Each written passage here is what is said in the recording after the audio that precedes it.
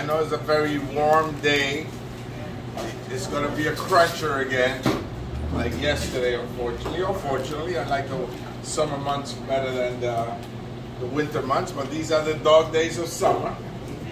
And I'm doing these coffees, greet and meets across the district, including, of course, the Bronx part of the district. We did one in Kingsbridge, one in Bedford Park, and out here, we've also done them in Harlem, in East Harlem, Hamilton Heights, Washington Heights, and Inwood. So every Saturday, we're going to have coffee with you, and we're going to hear you out, and we're going to tell you what we're doing and how we hope to engage you and work with you in making the neighborhood better and making our nation better. So thank you for coming out. I know I spoke to two people earlier today, and both of them were at the beach. I said, okay. So you're really committed. Being here shows the kind of commitment that you have for the city, the state, and your neighborhood. And I'm grateful that you came out. And I have with me today both local electeds, the Assembly member, Jeff Dinowitz, and his son, who's a city councilman, Eric Dinowitz. And they have been representing this district, I believe, with distinction, and they work hard, and they work very well with our office. In fact, someone from our office had been, prior to the pandemic, at Assemblyman Dinowitz's office right here in Kingsbridge, providing services. We hope to connect again so that this part of the district has access to my office and you don't have to trek down to 125th Street or 185th Street. I do have an office on 181st Street, 720 West 181st Street, and another one on 125th Street. The flagship office is in the state office building. So we're there also to service you. So you've seen what's happening in Washington. We have some ray of hope at the end of the tunnel. We're waiting on the Senate to send us back a bill that will include some version of health care, access to health care. It will provide our ability to negotiate prescription drugs. 10 of them first, and then others will be rolled in. It would also provide free screening for seniors, and it will cap the copay at $2,000 a year. So that's the healthcare piece. It would also bring in some of the Affordable Care Act provisions. It will keep them there. The Republicans have been trying to gut, I like to call it Obamacare, because he's the one that really fought hard for it, and they tried to dismantle it and gut it, but in fact, we were able to preserve many of the good provisions that it has. So that's regarding the work that the Senate is doing. That we're hoping that it will not be laced with poison pills. That when we get it back, it doesn't have provisions in it that makes it difficult for lots of people to vote for it. It also has environmental action that I think is important. There's a massive sort of like forest preservation effort in it. As you know, the country has experienced, particularly the West Coast, forest fires. It has a huge tree planting initiative, and also $60 billion for environmental justice efforts, which means basically that neighborhoods like this that often disproportionately get hurt by global warming, and you have high levels of asthma and respiratory diseases and poor quality of air and no access to the waterfront and very little tree planting in the area, with the exception, of course, of Van Cortlandt Park, we'll get some monies for programs that I think will help our local environment. So those are the things that hopefully we'll vote on the 12th. We're scheduled to go back on the 12th for one day. We're on our August recess, and so we're looking to see how we work that. Also, I'm looking to get additional monies You may know that Governor Abbott from Texas is sending immigrants to New York City by bus, and basically just putting them on the bus and sending them to nowhere because they really don't know where they're going to. So to be able to afford their care here, we're a nation of immigrants, and I think we should continue to support immigration. Most of them are coming from Venezuela, and as you know, things are rough there, very rough. And poverty and children don't have access to food, and they're walking for as long as 2 months. I waited for a couple that came in several weeks ago. It took them 2 months. They went right through the Panamanian jungle to come to the border, and they landed here in the Bronx, and we were able to assist them. So to help that out, we're trying to capture additional dollars so that it doesn't place a burden on our shelter system or our safety net of services that we provide for people on a regular basis. So I led a delegation letter asking for additional dollars so that we will be able to shoulder that responsibility.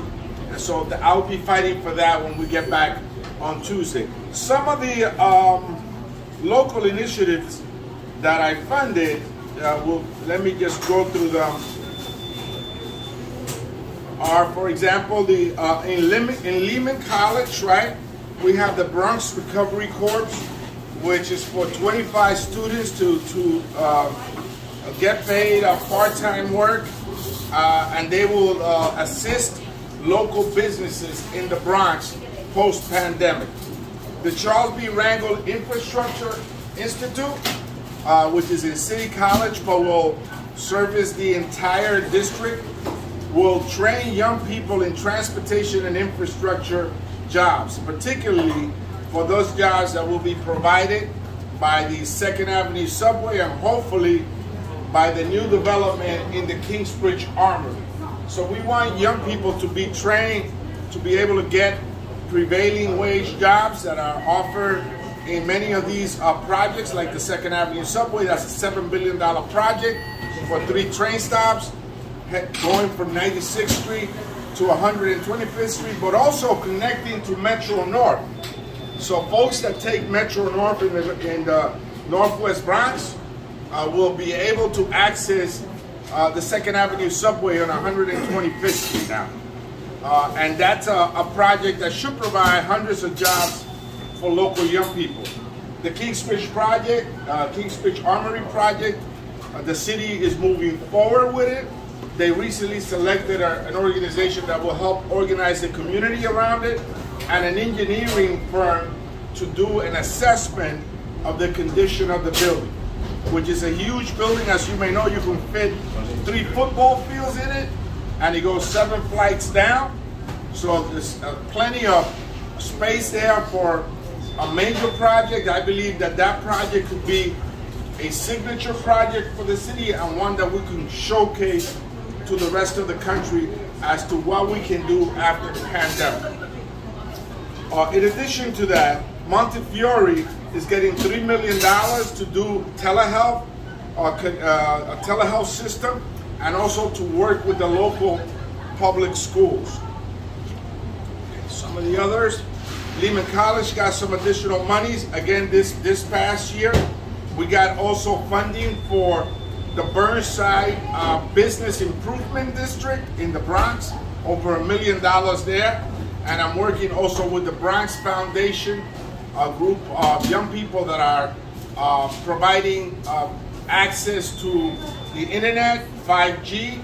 They're doing broadband work, and they plan to ensure that the Bronx is not left out of the infrastructure bill with regards to broadband.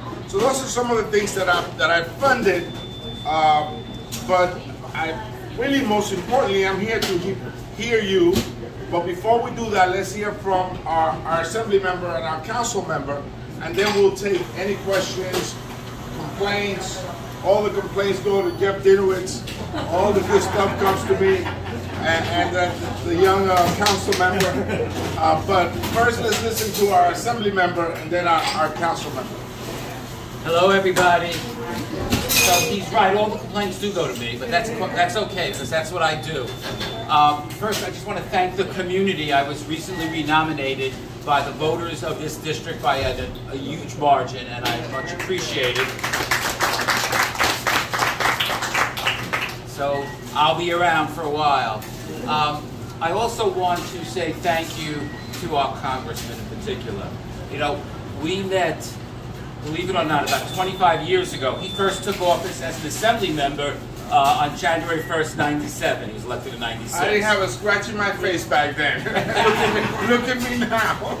And so for many years, he was an assemblyman, I was an assemblyman. Then he was a senator, and I was an assemblyman. And now he's a congressman, and I'm an assemblyman.